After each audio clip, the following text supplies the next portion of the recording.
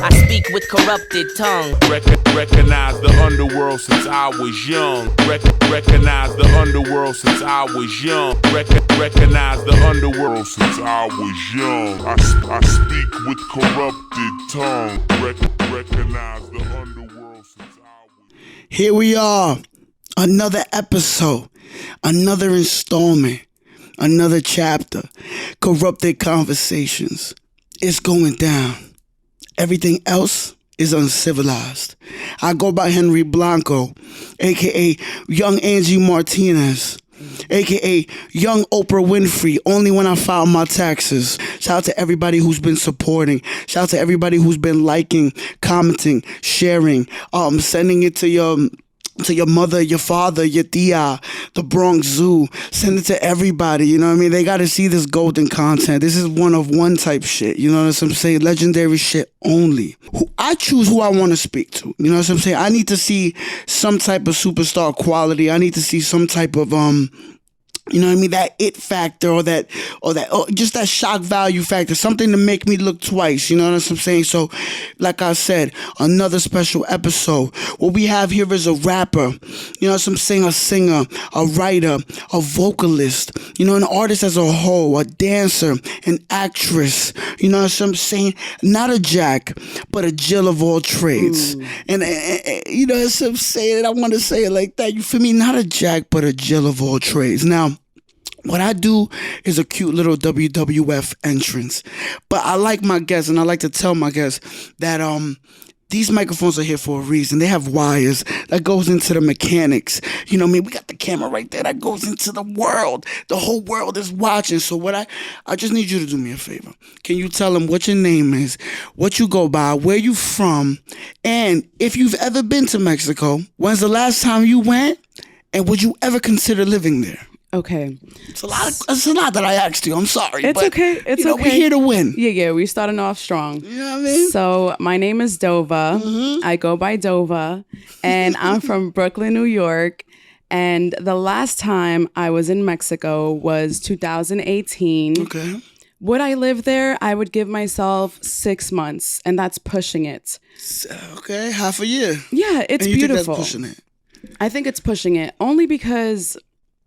This is going to come out of my mouth, but... Listen, we're here to be honest. Go ahead. As a New Yorker, you can only stay somewhere for so long before you're like, oh my God, I miss Mexico. Like, everything is there. I mean, sorry, New York. I miss New York. I miss New York. Like, everything is there. Right.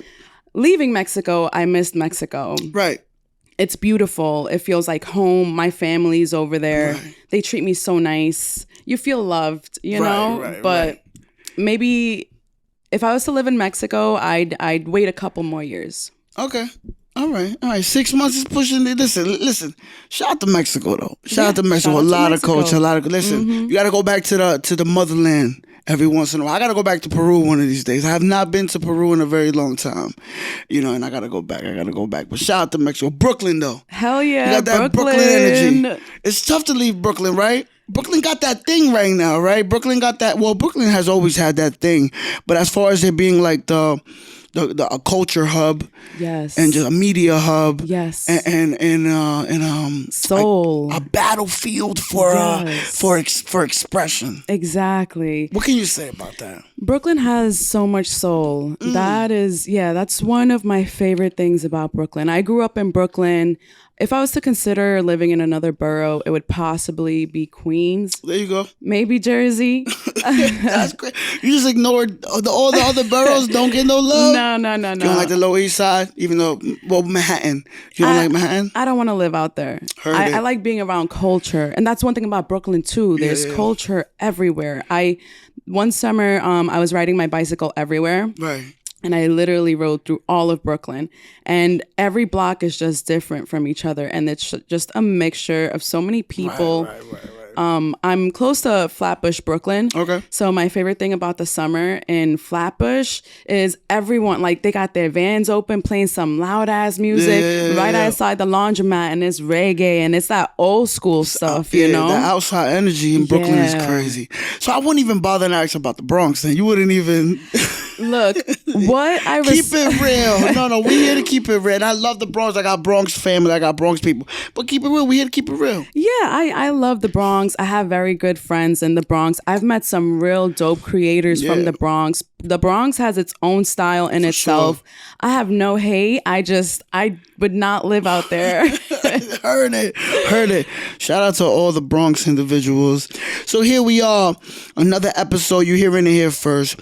You hear the guests, you hear the presence going through the wires, going through the computer, going to the camera, going to the world. Now, to start the show, I don't know if you're aware, but it's time to be aware. It's time to get aware, right? So the people know I have this infamous segment I start the show with. It's called Krpao. So, well, Krpao is something universal right now for New York, right? New Yorkers just say it like it's become part of the culture musically, just being outside, just being gassed or hyped for something, right? So I like word association. So what I did was I said, fuck it, Krpao, right? I have 10 words here. Now I'm going to throw the words at you. I need you to tell me the first thing that comes to your mind without dissecting, without dwelling, without thinking. Okay. Hence the Krpao. Okay. I'm the Kr, you the Pow. Okay, cool. Are you ready? I like games. Yeah, we here to win. We here to win. We here to enjoy ourselves. Okay. Are you ready? I'm ready. Krpao. 10 words. Okay. All right. First one, ladies and gentlemen. We came to win. Krpao. Fear. Gore. Gore. For fear. Yeah. You like gory movies? I do. I really enjoy. Really? Yeah. Why is that? Because I don't. So I want to know why you do like it. I like anything that gets my heart racing. I like anything that gets my mind thinking. I like the shock factor. Like, shock me. I'm like, oh, man. You like roller coasters? I love roller coasters. I would only assume so, right? Adrenaline. Damn, I don't see, because I'm not big when it comes to gory movies. I get affected too much. Like, if I see somebody get stabbed in a certain way and I see the knife move in a very realistic manner, I start feeling guess some type of nauseous feeling. No, me too. I'll literally sit there covering my eyes, but like I want to see what happens. I feel you. Also, it's like gory movies. There's a writer behind that, so it's like. It's a whole mental game here. Like, I want to know more. Right. Which concerns me. As far as the writer goes. But we're going to keep it pushing. Okay. Pow. Kali Uchis. Oof. I love her. I know you do. So what can you tell me about your love for Kali? So when I discovered Kali Uchis, I believe I was on Tumblr. Okay. So this was way back when she had her blonde hair. She came out with Know What I Want. She came out with Honey Baby. Honey Baby. Okay. Her style was they compared her to the modern Amy Winehouse. I knew you were going to say that. Yeah, that wasn't my comparison. I don't really agree. Okay. I can see, but at the end I can see the inspiration. Right. I wouldn't much so compare them and put them in the same category because they're in two separate lanes. They're both great. But Kali Uchis, from the way that she writes, the way that she expresses herself, she directs her music videos as well.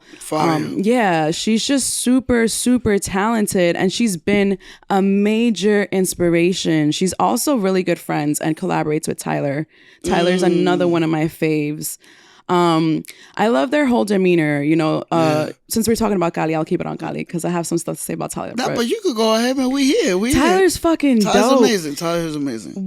I'll always quote Tyler when he's like, hey, I can't fucking sing, but I want to sing. And I started singing like because of Tyler, because of Kanye West, because they're not trying, they're taking their voice, what they have, their instrument, and putting that out there as is. Right. It's like they're very raw, very upfront. Right. And they want to fucking do it. So why not? I respect it. No, I respect it. It's like I see it in the sense of like where it's like putting out this all right, cool, all right. There's perfected, sculpted talent, I guess, and then there's this like chapter where it's like I wanted with no filter, no mix, no EQ, no nothing. Just put out the raw product of it, and I think that's why people love people like MF Doom and even Lil B, right, to that extent. Bass God. Like I feel like that's what bass is, right? Like I've ran into a lot of Little B fans, and you know what I mean, it took me a while to get it, and shout out to Lil B, but I started understanding that, like, I guess like a part of the bass world is just the big scope was the imperfections, right? Yes. Like shedding light on the fact that, like, yeah, I can't sing, or yeah, I can't, you know, whatever. Right. But it is whatever it is. Whatever it isn't to you, it is to me. Exactly. You know what I mean? Exactly. Like I always say, so I'll have like people reach out to me and they want to get into things, and they're like, "What's your best piece of advice?" You know, I want to get into this, but you know, I know nothing, etc. But I really, really like it. Right. I'm like, look, there's an audience for everyone. There's like a lane for everyone. You just have to start by trying, put it out there, and eventually people are going to jump on the bandwagon. For sure. Eventually. But as long as you do it for you, if you like it, put it out there. I call that the art of self-expression, because we're always changing. I'm always changing. Right. I'm always changing. And there's a lot of things I don't know how to do. And if I would have stayed in I don't know how to do this, I'm not going to do this, my life would be so bland, pointless, you know, like. Sure. 1,000%. You miss every shot you don't take. Exactly. You know, if you build it, they'll come. So listen, next one. Bow, Trader Joe's. Trader Joe's is expensive. Is that it? You want to leave it at that? Or you want to add a little bit more? It is expensive. Very much expensive. Yes, but they have some really good things. Okay. They have some good products. I'll leave it there.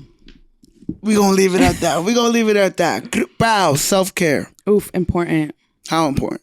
Extremely. Why is it important? Okay.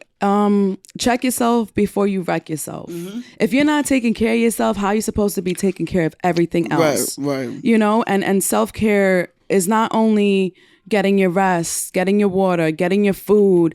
There's so much that comes into self-care. Like, are you mentally okay? Right. Are you taking a break? Are you overworking yourself? Are you creating? Are you writing? Are you doing the basic things that fill you up?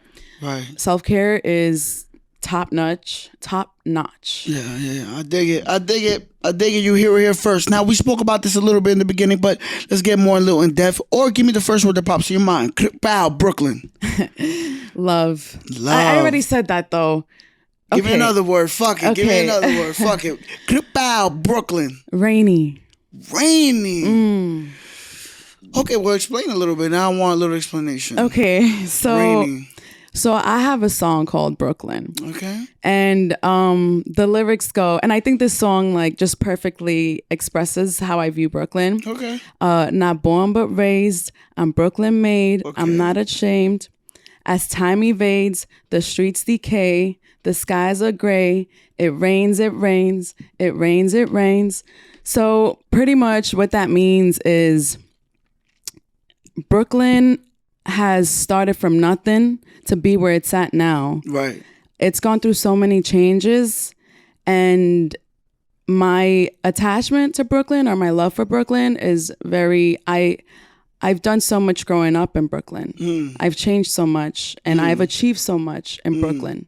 As an artist, I definitely want to reach where I grew up in, you know, eventually before global. And so just being able to connect with Brooklyn and being able to see how much they've grown artistically too, and being that they're giving these opportunities to the people in the community now, always looking to give back and always looking to bring everyone together. Right.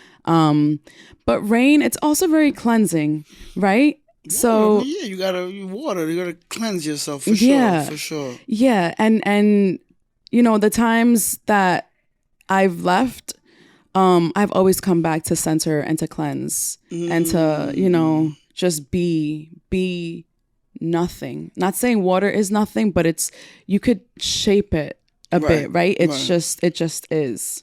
Bow. Oh God, why? Oh God, why? Oh God. Can you tell me a little bit about Oh God, why? Yes. Oh God, why is It is a one-man show that I wrote in my performance class at Brooklyn College. Yeah. Shout out to Brooklyn College. Shout out to Brooklyn College. Word.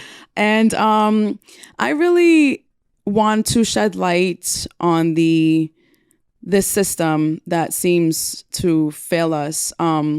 It's a story about a Hispanic mother, and she's a single mother at that. And her son is just showing signs of instability. He's aggressive. He has a lot of outbursts, etc. Yeah. So he's in school. Antonio's wilding. Yes. Antonio's wilding. Antonio's going crazy. He's hurting kids. With pencils. Yes. What's going on? He's hurting himself physically. So now the school thinks that, his mother's beating on him. Right. They send ACS. ACS gets involved. Bad vibes. Yes. The mother, she wants to get therapy, but she doesn't have the money. Right. She can't get insurance. Right. So at the end of the show, he gets taken away, and it's called Oh God, Why? Because when you feel like nothing in your present reality, nobody can help you, you turn to God. Right. And she is a very religious woman. Right. And so she ends her relationship with God. She's like, fuck you, God. Like, you didn't help me. Right, I needed right. you. I've done so much for you. Right. Culturally, Catholicism is big in Mexican culture. Okay. And there's also so many things that fall under that umbrella, whether you think your son is acting out because le dieron el mal de ojo, they given him the evil eye, or he's possibly possessed, or mental issues, mental health has never been an issue growing up. Meaning nobody, they wouldn't acknowledge it as, oh, you need mental help, like you need therapy. It's like you're being bad, like you need to get sent away, or also the system that doesn't help us. So many kids get put in the system without being treated first, without sitting down and talking to them. Right. Therapy is also a major thing here. I grew up on therapy, and I am who I am today thanks to therapeutical guidance. Gangster. Yeah. Now this play, is it? Would it be proper to call it a play? Yeah, absolutely. Okay. You wrote this. I wrote this. Amazing. Thank you. When I was bugging out watching it, like, wow, like you did about like 5 to 6 characters by yourself, and I was like, Jesus Christ, that's a lot. Yeah, it wasn't easy. That was my first time doing something like that. Really? Yes, I've never done a one-man show. A lot of the actors that I look up to, or that I've discovered, like in college. And I've seen them do their one-man shows. I'm just like, wow. And then actually doing it, Right. it takes a lot of work. It takes a lot of work writing it. Yeah, like writing them, having them coexist in the same place, or, within the same time, and switching, and it's nerve-wracking. As being an actress on stage, and as a live performer, is there anything that throws you off? Is it people's eyes, people's maybe, because I heard a little giggles throughout. In certain moments where you transition to a character, it would be like a giggle, or it'd be like what throws you off? Is there, because it did not seem like you got thrown off at all. Good. It looked like you was on, you know what I mean, in tunnel vision. Is there anything that at least like that we did not notice physically, that maybe mentally in the back of your mind threw you off during that performance? Yes, I think during that performance, what sometimes can throw me off is just the dialogue. Like sometimes I'll forget. Yeah, or sometimes because there was so many names too, I kind of mixed up the names. Okay. And yeah, so but people's reactions don't really throw me off like they used to when I first started. Okay. So my first play was 2015, 2016, and I just think when people would react, it kind of like throw me out of it a little bit. But training, that's what school training is for. Right. It's like you could be nervous, but you just got to use it. So that tunnel vision, that's all nerves. I'm like, I'm dying inside, but I'm just like, I got to make sure I like say everything. I don't forget anything. This is my cue. But also, one thing they always say is have fun. but sometimes the nerves get the best of you. It's yeah. so easy to say that. Right? It's so interesting seeing preparation and I guess like a certain type of madness that the audience can't see that's going on in the performer's minds. It's interesting seeing that concoction kind of like become the result, right? Because you're saying like in your mind, you're like, I'm trying to get through this. They don't even know that I'm, you know what I mean? But it created a result. You know, like if you enjoy yourself on stage, this is one of the things, advice that I was told real early in this game. If you enjoy yourself on stage, everybody watching you is going to enjoy themselves too. Exactly. If you believe the circumstances, they'll believe it too. And they don't know what's about to happen. Exactly. So if you mess up a little bit or you trip a little bit, it's okay because nobody has to know. Exactly. And that's the same when I'm performing my music. I'll just be like just nervous, you know, excited, nervous, whatever. And then I'll watch my performance after and I'll be like, wow, that wasn't so bad. So all that back talk in your mind, it's like learning to mute it because it's not real. It's not real. Like everyone's enjoying it. You know, you're looking back and you're like, wow, like everyone's coming up to you like, oh my God, that was so cool. And you're like, oh, thanks. Now, I don't want to get too deep into it, but we're going to end it on this. Have you ever knew or known? I don't even know if knew or known was. I'm going to choose known. Have you ever known in Antonio? Yeah. You could explain if you want. Oh, for sure. Antonio really comes from my experiences as a child. I was raised by a single mother, and you know, shout out to my mom. Shout out to Mama Love. Yes, they do the best they can. Of course. But you know, I was just dealing with a lot. I'm a child. For sure. And you know, single mothers can't really be there for their kids emotionally, and you know, just so much that goes into the game, into the story. Yes. So Antonio was just inspired by a lot of things that, you know, I experienced as a child, and also, you know, stories of friends or movies that I've been inspired by. You know, it's never easy being a single mother. I respect that. I respect you putting that out there, though. You know, so the people got to hear that. Let's keep it pushing. Pow! Gold soul. Gold soul. What does those words mean to you? Serenity. Why? Gold soul. To explain a gold soul is someone who just carries they carry the lights. Right. You come around them and you feel happy, you feel inspired, you feel warm, you feel whole. You feel like you're in the presence of someone familiar. You feel taken care of. Comfortable. You feel warm, yeah. For sure. And so that's what a gold soul is. A gold soul is someone who has all those qualities and just kind of comes up and shakes up your life. Love that. We're gonna keep it like that. I like that. That's simple. I like that. World Theater Day. World Theater Day. All right, go ahead. Come on, we gotta hear it. Theater is so important. Theater has changed my life. I bet just by like this, just by the energy. I love that. I love that. How?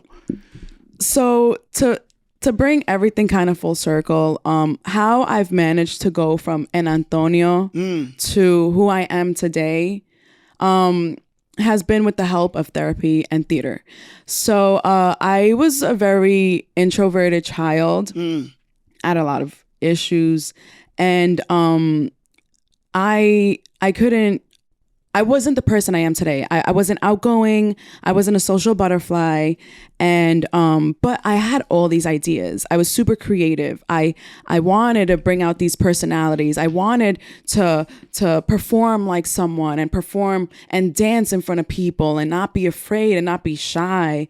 So fast forward high school, I meet a great group of friends, great group of professors, and they got us into the habit of performing in front of people, because we would always have to come up with a skit and or a seminar and or read a poem in front of the class every day. A different group would go every day. That's tough. Yeah, and you know, that's what helped me come out of my shell. And once I broke away from that like self-judgment pretty much and self hate and everything that impedes you from like expressing yourself, I was just loving it. All these ideas were coming to life. And then I didn't get back into theater until college. I didn't really know what I wanted to do. I was kind of like a trouble child. So then once college came, I had a great advisor. I was a liberal arts student, and I had unofficially withdrew, so I was on academic probation, and my advisor, she was like, "You look so artsy. Why don't you take an intro to theater class?" You look so artsy. Yeah. I took the intro to theater class, and I have a Professor Felicia Harrelson. Shout out to her. Shout out to Felicia. Yes. That's a fact. Yes. We were reading plays, and she really loved the way my voice projected and the way I read and the way I got into it. She's like, "Hey, we're auditioning for the spring show, so go audition." And I did, and that's how I met Lori Key. Shout out to Lori Key. Shout out to Lori. And she casted me for the Fairy Tale Project, and I was a version of Hansel and Gretel. So I just loved that whole experience, and I made it a promise to myself that for the rest of my school years in BMCC, I was going to be in a play. And that's what it was. Every semester I was in a play. Then eventually I joined the drama club, and then I directed a play, and I directed a play at the Tribeca Performing Arts Center. It's just been so many life changes, thanks to the help of theater. You know, you learn speech, you learn how to breathe better, how to walk better. Like, you just learn basic human skills. Right, I can see that. Yeah. So World Theater Day, it has impacted my life drastically. And it's something I would recommend for everyone. Hey, just take an acting class, or just take an improv class. Improv class are so much fun and not as much pressure as an acting class. Bow. Headphones in bed or speakers on highway? That's tough, I know. Headphones in bed or speakers on the highway? Speakers on the highway. Yo, why is that? It's funny. I feel the same way. Yes, it's so funny you asked that, because last night, right, I hadn't seen a friend, and they picked me up. We went to go get food, and anyway, they're driving me back home, and we're just blasting music, and we're I play some No No No by Don Penn, and we're all like, no, no, no. Yo, we're just like, fire. So that's my favorite thing. Loud music on the highway, windows down. We're all just like lost in the music, singing, like we don't even care how we sound. Exactly. And in that moment, we're connecting. So that's why. I agree. No, I agree. I agree, because there's something, well, at least for me, there's something about being on a highway or a bridge and hearing a certain, and especially when it's like a song that's like in-house, like let's say like a friend made it, you made, like if I was in a car with you and you're like, we were gonna listen to this song while we cross the Willie B Bridge, I'm gonna be like, play the song as soon as we get on the bridge, because I want to, if I feel like I'm in a movie, when the song is playing, it's a go. Right. It's a go. Right. It's a go. There's something about that. There's something about that. But we're going to keep it pushing. Yeah. Last one. Bow. Sandbox. Now say a little bit, because I want to get to the meat and potatoes of it, but give me a little bit. Just give me a short little portion of what the first thought that comes to your mind as far as Sandbox goes. Playful. That's perfect, because that's a perfect segue to what I wanted to get to. So Sandbox is a record that you put out, correct? Yes. Now, I want to get to the meat and potatoes of what the record is, what the record means to you, what the intention was behind it, the inspiration, what it feels like now listening to it, or even me talking about it. But I create segments. I'm heavy on word association. Love it. So I take words and I associate them with whatever it is that the word produced in my mind when I heard it. Right? So I created this segment, and it's called What Do You Miss More from the Sandbox Days? So, I'm amazing like that. So what I did here was I said the word sandbox to myself, and I said, what does that represent to me? It represents Youth represents carefree, represents a stage or stages of, I guess individuals that didn't necessarily have so much responsibility at the moment, but were just enjoying whatever it is or whoever it is that was around, right? So I got 3 tiers here. And each tier represents, I guess, a chapter of age. And it may be the way I'm explaining it right now is a little choppy, but you'll get it as we go. So again, the segment is called "What Do You Miss More from the Sandbox Days?" So we're going to start with the first tier. And the first tier is dedicated to the chapter called being an infant, to just a child. You're just a child, being an infant, right? So what I have here is 2 things, and I'm going to put them against each other. So it's going to be boom versus boom. And you're going to tell me which one do you miss more from this scenario. And the first tier is being an infant. So you'll get it as we progress. But I'm going to start with the first one because, listen, you ain't going to get it if I don't give it to you. Right. You know what I mean? So the first one, again, the scenario is being an infant / child. What do you miss more? Nap time or recess? Ooh. Again, put yourself in the mentality of an infant. Like, that's Sandbox days. You know what I mean? What do you miss more? If you can remember as now being a young adult, what do you miss more? Nap time or recess? Nap time. Why is that? I was the first one to sleep, the last one to wake Durmiendo, up. heavy. Also, I didn't have to deal with the kids. Okay. I wasn't good in social settings, like I said. Okay. So I didn't get along with the kids. And I would just rather not deal with the kids. For a while, I was a single child before my brother came. Okay. So I just, when you play with other kids, you got to share the toys or you got to wait in line, Right. So nap time, I would always get a little award for like sleeping the most during nap time. So now let's get to the second tier. You get where I'm going with it? All right, second tier. Now we're talking about early teens, 12 to 15-year-old. You know what I mean? What do you miss more from the Sandbox days? Now with this one, it could mean anything. It don't necessarily have to be anything specific. It could mean the energy that you got being in these places. Auditorium versus the cafeteria. Oh man. So as far as the energy that you were experiencing at that age, like which one, it being the auditorium or cafeteria, held the most frequencies for you at that age? The cafeteria. Ooh, why is that? Initially, when I heard the cafeteria, I have this one specific memory. High school, FDR. And so we used to cut, we always used to cut and sneak into each other's lunch periods. We gotta do what we gotta do. Yeah. I'm gonna pull up somehow. Exactly. So we started a food fight and we're just throwing food. Me and my friends are laughing and then me and my homegirl are like cracking up and out of nowhere. So we're laughing, mouth wide open. This big sandwich like falls right in her mouth. Oh, Lord. Makes everything even funnier. Of course. Hilarious. Do you know what type of sandwich? It was one of those like club ham sandwiches. Oh my God. And you then get hit with a club sandwich, that's crazy. Hilarious. So then while we're laughing, right, I burp in her mouth. So like I'm like ha ha ha, and then she's like ha ha. So she like sucks in my. It was just like that's the memory attached to that. That's a lot.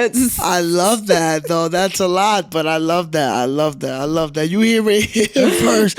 Club sandwich with the burp in the mouth, very pivotal as far as childhood goes. I love that. All right, the third tier. I'll kind of want to, I guess, dismiss the miss. What do you miss more? And kind of like apply the segment to now. Because I still feel like now as young adults, we're still in a sandbox. Right. We're still living in a sandbox. Yes. As far as creatives go, like if you mingle, you shake hands and kiss babies. If you walk around this underground or whatever it is that you want to call it, this ecosystem, this New York City stratosphere, as far as creatives go, it still reminisces to somewhat of a sandbox. Yes. You know what I mean? So now I have the now. You gotta choose one. Okay. Live performance versus writing / recording. Which one can you, I guess, resonate more within this creative sandbox? Live performance or writing / recording? I guess the preparation of what you perform. Which one, I guess, resonates with you the most? Okay, when you say resonates, do you mean which one do I find it easier or which one do I enjoy the most? Okay. Which one do you enjoy? Okay. And which one, I guess, do you see the most? I mean, because at the end of the day, you are a brand. You know what I mean? You are a company within yourself. So which one do you see the most results? You know what I mean? Is it the recording process?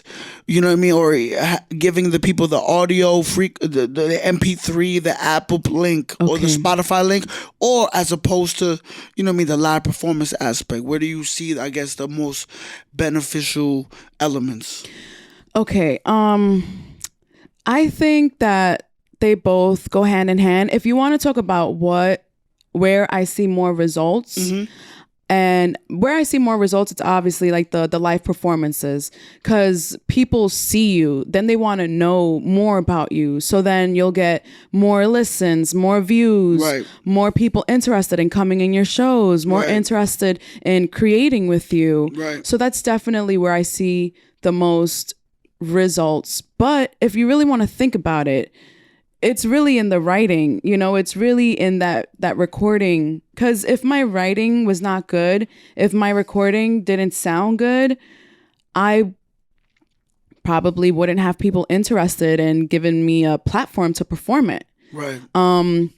So I'd say they both go hand in hand. What I enjoy more, though, for sure, would definitely be the pre-performance process where it's the writing, and recording, because the only pressure is myself. And I'm not like, I love performing, but I don't enjoy it as much because I'm in my head, you know. I'm like, okay, this song's next, that song's next. Are people enjoying it? Oh my God, forget about the people. Have fun. It's just so much back talk, you know? So I enjoy after, you know, I enjoy all the moments that lead up to the performance. The performance is cool, but in that moment, I'm like all over the place. I feel you on that. I feel you on that 1,000%. It's like a blur. Literally a blur. It's like a blur. And I guess like the compliments is what kind of piece it all together, right? At the end of the day, right? Like you'll do your thing, and then when you get off stage or when you get off whatever it is that you do, the platform, the people will start commending you. Yo, you did it. And then that's what pieces it together. Because if it wasn't for that, a motherfucker would get off stage and be like, "Oh, I did terrible. Oh my God. Like, oh, did they even hear me?" That used to be my problem. Did they even hear me? Did they even? And it was like, it's all in your head. Yeah. It's all in your head. It's all in your head. It's all in your head. I love that. So that was the 3 tiers of the segment that I created. Now, Sandbox. I want to talk a little bit about the record. Sandbox. The latest release, correct? Yes. Latest release. Now, the artwork. Explain the artwork to me. Girls Don't Cry? Yes. I love that. Why? Okay. So, I'm going to break this down real quick. Come on, let's go. We here. So for the cover art, shout out to Haley Miller. That's Baby H Miller on IG. She's so dope. I met her through college friends. She's a filmmaker herself. And she wanted to get into photography, into directing. And she's like, hey, you know, I have this space. Let's just do this photo shoot. I have a couple of random things and let's put it together. I'm like, yeah. And so she had that rug. She's like, I have this rug. I think it goes perfect. All in all, Girls Don't Cry is just, it's a very strong statement because I cry. We cry a lot. I cry a lot. But I'm a very tough person. I am so tough. Right. That I love that. Yes. I love how you're saying that. Yes. That I cry. I cry because I'm angry. I cry because I'm sad. I cry because I'm excited. Right. I cry because I'm happy. Right. So it's this paradox, you can say, right? Because you hear girls don't cry and you're like, yeah, they do. They fucking cry all the time, you know? Right. But it's just like, there's so much more than just the tears. It's just so much more than girls crying, you know? It's like, it's a whole branch. It's deeper than tears. It's deeper than tears, you know? It's deeper than tears. Yeah. And also it just went with it because so Sandbox, most of my songs are about heartbreaks, getting yourself together after a heartbreak. Okay. Saying fuck it, move on, like, you know, buying things to fill certain voids. But for this specific song, I wanted it to be fun. I wanted it to be other than heartbreak because that's also not only what I experience. Like my life is fun. Like so I have another segment within the show that I want to break down the lyrics. So I don't want to get too deep on the song because I do want to talk about the record. Who produced the record? So that beat was sent to me by a friend, but my brother helped me. He helped me engineer it. It was quarantine. And he created his little studio. He makes music too. Amazing. And we were just in the studio. I like had some quick lyrics and I'm like, yo, let's just like put this together real quick. Amazing. Now, like I said, I want to get deep into the lyrics, but we're going to give it some time. We're going to relax a little bit. Every so often at this point of the interview, I like to ask my guest, how are you feeling right now? Matter of fact, what has been your energy from the moment that you woke up today to right now in the middle of the show? Like what? Like, can you put that in a capsule? Is that too much to ask? Like, I mean, what is your energy right now? How are you feeling? I'm feeling rejuvenated. So my energy from Friday morning until today. Let's go. Talk about it. Friday morning, I don't know what it was. There was a shift in the paradigm because I woke up at 6 a.m. mad early. Okay. And for like, I was just like, yeah, let's get it. Cause for a bit, yeah, let's get it. Yeah. Like after I graduate, your schedule changes a bit, so you don't have to be up early so much. So I'm like sleeping in a little bit, but you lose some of your day. So like Friday morning, I just woke up. I'm like, yeah, like I'm rejuvenated. Like straight to it. I got sleep. I'm like the transition between graduation and now, like we've surpassed it. Love it. And I was just really excited for this love that interview. That. There's something about catching sleep, right? Yeah. There's something about waking up after you caught like a nice amount of sleep. Yes. Man, I've been up since like, you feel me? I've been up since like 6 a.m. and I'm not tired yet. Like there's something about that fuel that when you really recharge. Yeah. Because the thing about New York is it convinces you that you don't have to recharge.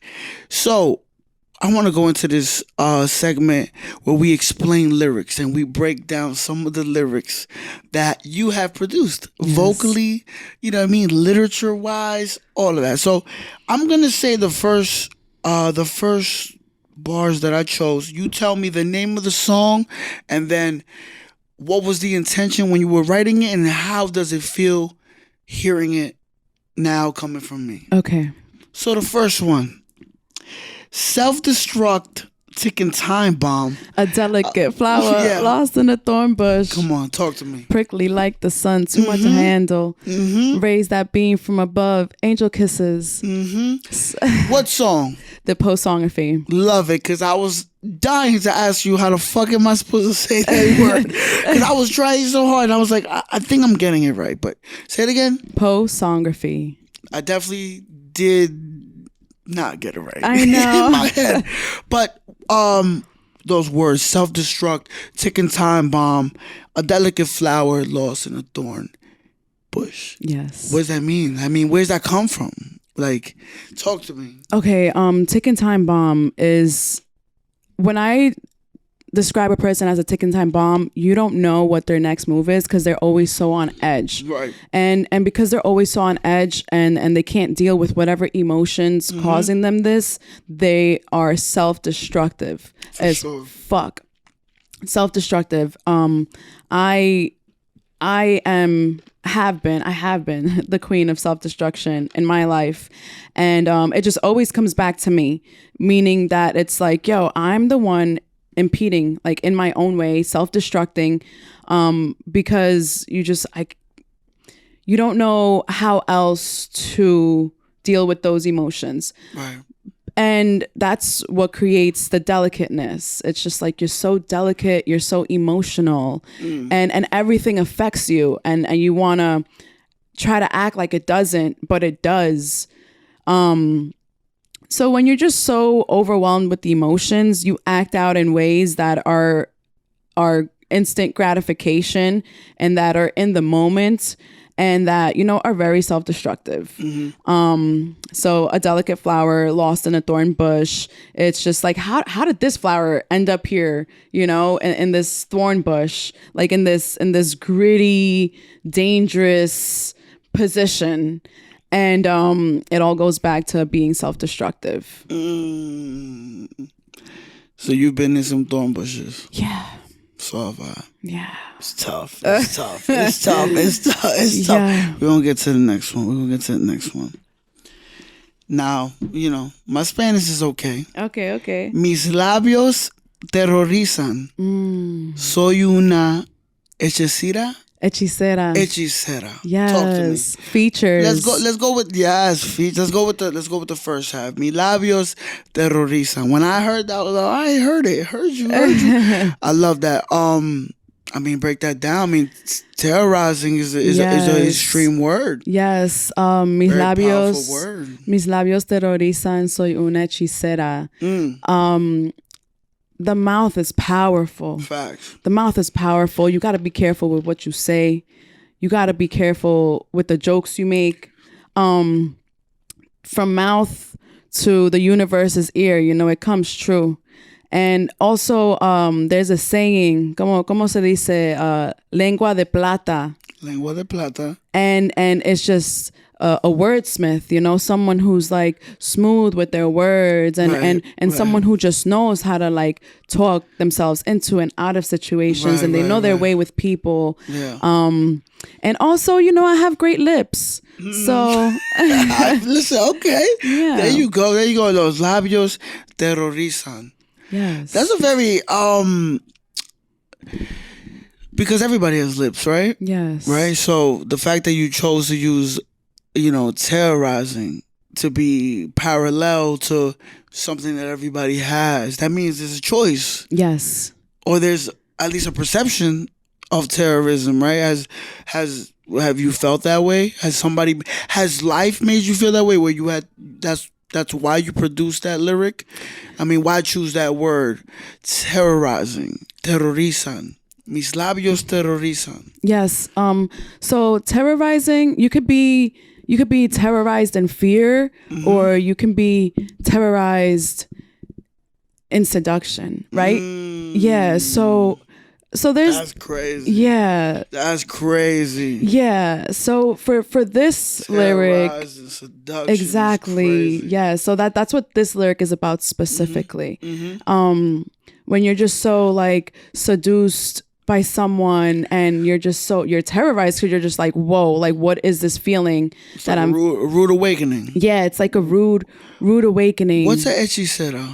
Hechicera is like a witch, like someone who like puts a spell on you. Okay.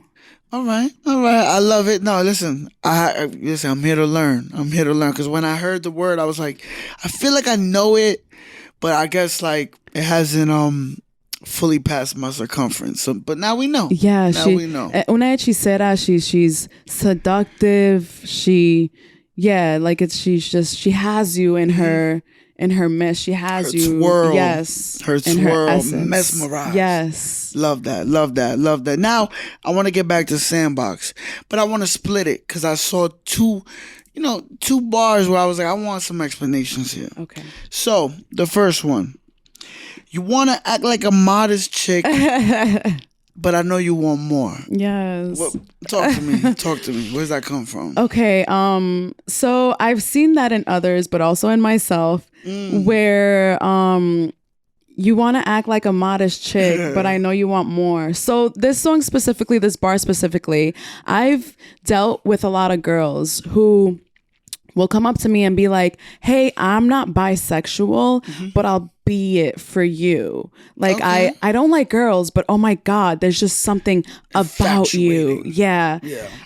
So that whole idea of like just someone trying to be so modest. I mean, very like, you know, like good sitting down, like I don't usually watching. do this. Is it that energy? Yes, that yes. I don't usually do this, but you really want to do it, or you want more. You know, it's like you got a little peck, and like you want more, but you're like, you know. I love it. Yeah. Second one, out of all the things they want me to be, I just want to be free. What is that one right there? Listen, yeah, talk to me. Just hearing you say that, it just lifted. Well, that was poetry right there. Yeah. Out of all the things that they want me to be, I just want to be free. Yes. So it's like a lot of that's poetry in motion right there. What you just did. Yeah. So talk to me. That's just that whole feeling. It's just like there's all these things. Like they want me to be a responsible older sister, a responsible employee, a responsible human of society, a responsible sister. You know, I just have to be all these things, a student, you know, an artist.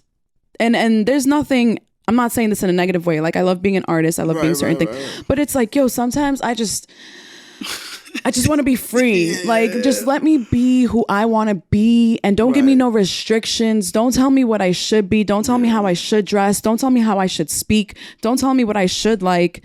I just want to be free. I just want to do me. I just want to express myself freely. I don't want to live under the umbrella of perception. Exactly. The umbrella of perception is tough because certain people might perceive you a certain way, and when you come around them, they expect you to act a certain way. Yeah. You know, sometimes have you experienced that? Yeah. In a large way? Yeah, and in many different ways, you know, where one thing that, you know, I that annoys me, where it's like, when I do something, right, and it's not what they expected because they've already like assumed certain things. Oh, I didn't think you were gonna do that. I didn't think you were gonna. Why? You know, why did you think that? Why did you? Yeah, it's just like I don't always have to be a certain way. What is in store for Dova? What can people expect? What can people anticipate to digest as far as the brand goes? You know what I'm saying? I mean, you're a vocalist, you're a dancer, you're an actress. You're so much that you bring to the table. What can they expect? Definitely expect more music. I'm currently working on a song. So I'm going to drop a single, and I'm working on a new song. I'm also working on a music video. Love it. For Honey 6. Let's get it. Yeah, it's another single of mine. We just finished shooting yesterday. Got to get into editing. Love that. Yeah, so definitely more music, definitely more music videos, definitely acting. I'm trying to get some speaking roles on TV and film.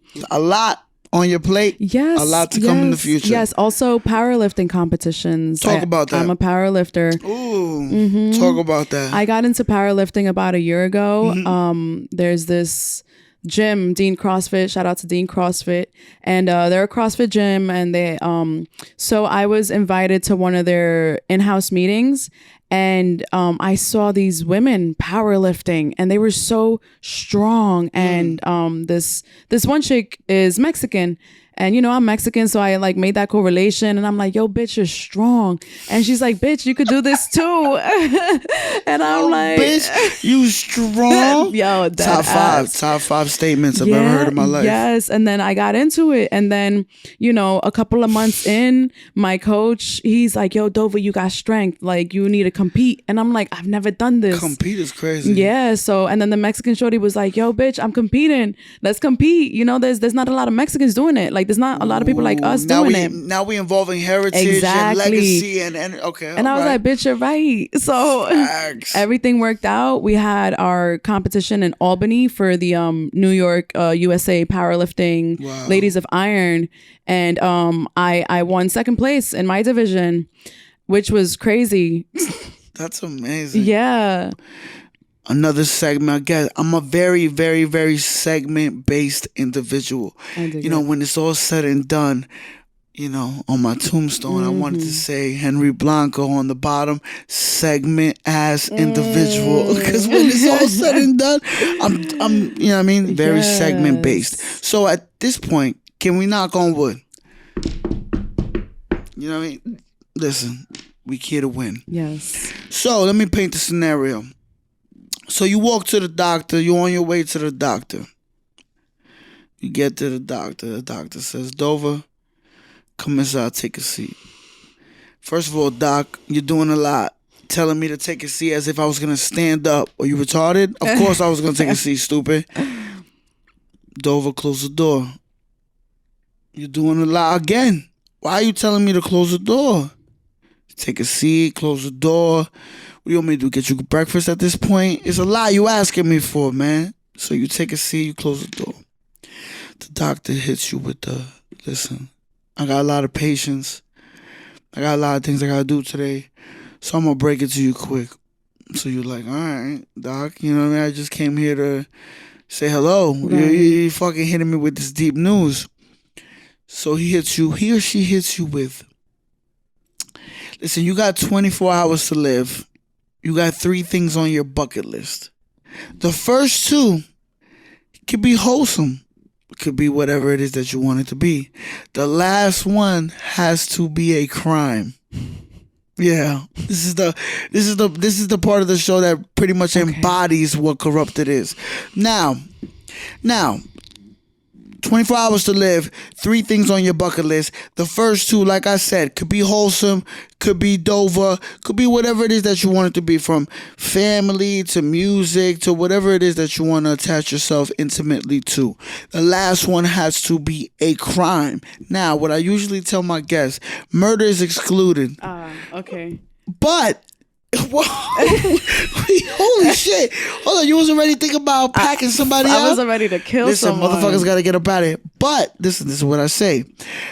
Murder is excluded, but if you can get creative with the murder, or if you can have some type of, basically, if you can get creative, like if you can fuck my head up, if you can make my eyebrows go up with the murder, then I'm all for it. Okay. So technically, murder's not excluded if you're just a really creative. Okay. But let's go with the first 2. Again, 24 hours to live, 3 things on your bucket list. The first 2 can be, I guess, whatever it is that, you know, represents whatever it is that you want to do in a human basis, like family, music, your artistry, whatever. Let's go with the first one. Okay, so I have 24 hours to live. 24 hours to live. That's nothing.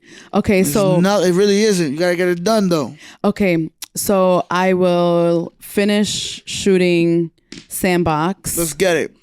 I would finish shooting Diamonds, and I would have a meal with my family for sure. Whoa, hold up. So the first one, so let's split it up. The first one, finish music videos. Yes. Focus on music videos. Yes. Anything would you want to release it in any specific way? I mean, you out of here in 24 hours, 24 horas. Would you want to do some type of announcement to your peoples? Would there be any form of release? No, the announcement would be when I die. So that's fire. They'll be like, yo, Dova's dead. She wanted me to show y'all these music videos. Please stream it. You know, watch it, share it. R.I.P. Dova. Listen, stream it. Second one, family. Yes. Where we going? Oof. Where you want to eat? Where you want to sit down? What's the conversation like? It's deep. It's like that. I know. This is the part of the show that matters. The whole show matters. Yeah. But it's the part of the show that's like really pivotal. So where we going? Where we eating with the family? What's going on? Talk to me. Okay, so we would go eat at a Mexican restaurant. Okay. And so that's something we could all agree on, because 2 of my siblings are so picky. So we'll go to a Mexican restaurant. We'll eat. My last meal.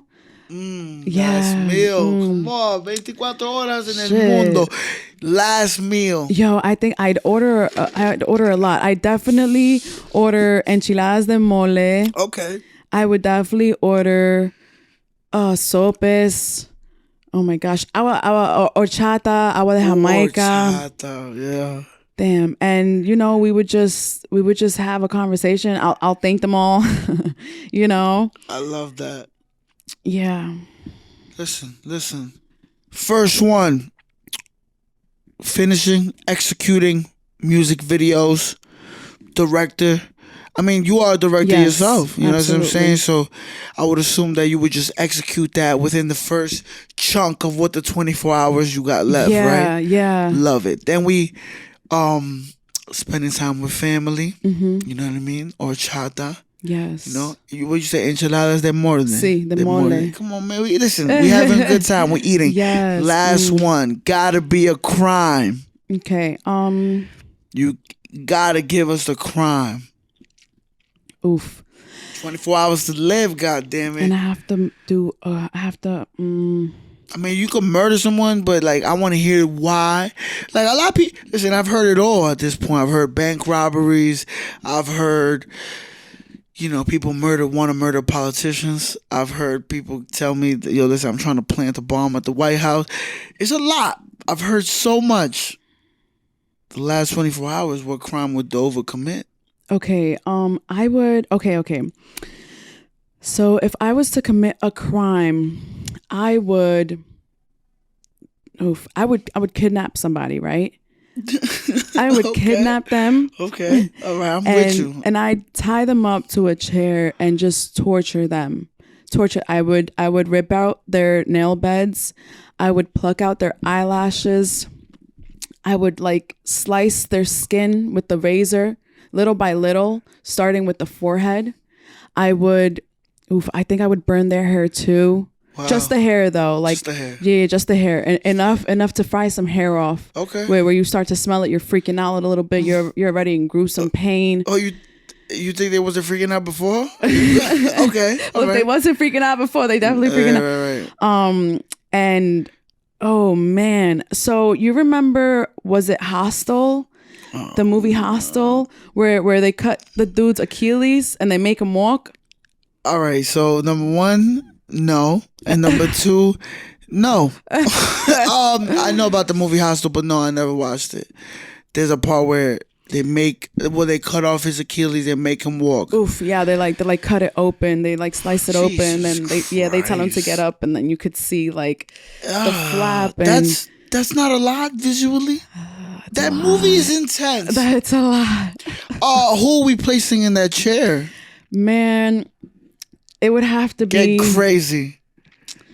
Oof, who are we placing in that chair? Okay, if I was to place someone in that chair, it would be someone who's just a piece of shit, has no morals, and is a menace to society, and is bound to cause harm over and over and over until they're stopped, because jail wouldn't even be enough to stop them. Rehabilitate. It wouldn't fix them. It wouldn't fix them. Death is the only solution. Death, torture, right? Because I didn't kill him yet. No, you didn't. I observed. You was straight torturing them. Torture, yep.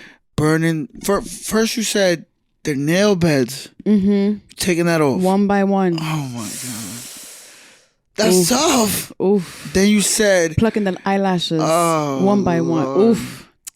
And then you said you were from the forehead up, from the forehead down, actually. Thin slices with the razor. Thin slices. Very deli. Yeah. Very deli vibes. And then you said you're burning their hair. Yep. Jesus. Yep. And then. Yup is crazy. Yep. That was a lot. That was amazing. Referencing Hostile was crazy. Now I gotta go back and watch what you said. Yes. They cut off his Achilles. They made him walk. Yeah. Oh, it was gory for sure. I'm good off that, but I'm gonna watch it. But I'm gonna do it just off reference because that's how much of I'm dedicated to this shit. I'm not that much of a what's that word? What's the word that people use to to describe a person that watches a lot of movies? What's that word? Am I bugging right now? Do you know what I'm talking about? Oh, it's like at the tip of my tongue. There's a word, movie buff. Okay. Movie buff. I'm not that person. But that scene sounds pretty ridiculous. And that's it. They just made him walk though. They didn't make him like play a full court game fell. or something. I mean, he couldn't fully walk. Like he's like tied up and his Achilles is all cut up and he's trying to escape. But like, he thinks he's about to escape and like he can't walk and he's fucked. Take me out, man. At that point, take me out. If I can't walk out the room, execute me in the room. That's it. Pretty much. We came to win. Anything else is uncivilized, corrupted conversations. Another episode. We have Dova here. We laughed, we cried. Yeah. You know what I'm saying? We shed emotions that were very special, Yes. sacred for the world. So on the exit, this is how I like to really, really end it. If you had one word to describe the next 5 years of your life, one word, just one word to describe. And the reason I picked 5 is because 5 years is close enough to call it, but far enough to feel, I guess, aspirational still or passionate still. Yes. But it's 5 years. It's still close enough. You can call it. Yeah, I have the perfect word. You know what I mean? What word would you use to describe the next 5 years of your life? I would say grandiose. Grandiose. Why is that? Just big, endless opportunities. Only up from here. It's the only way you could go. Anything else is uncivilized. Exactly. Only up. Only up. Everything will be in the description. Please go support. That is not a request. That is a motherfucking demand. You know what I'm saying? We will have everything in the description.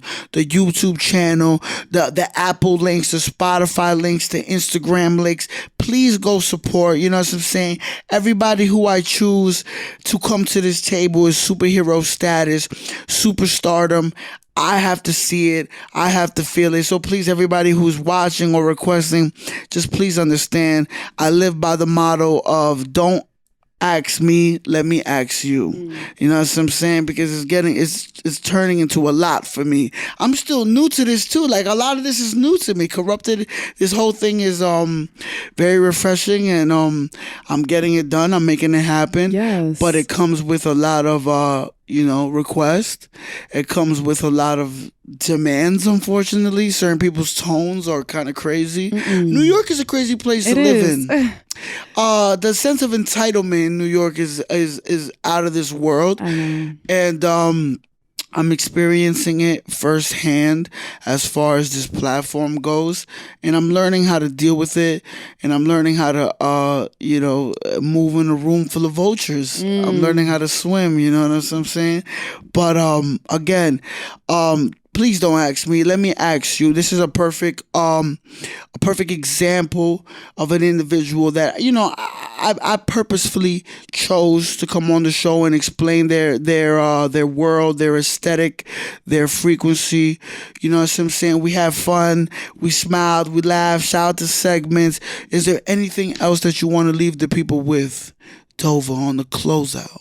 Yes, support is free. Listening, course. watching is free. Of course. And, thank you. Thank you so much for everyone who listens, everyone who supports, everyone who believes. And, only up from here. See you on the other side of TV. Ooh. See you on the other side of Telemundo. Yes. I'm going to see you on the other side. That's amazing. That's amazing.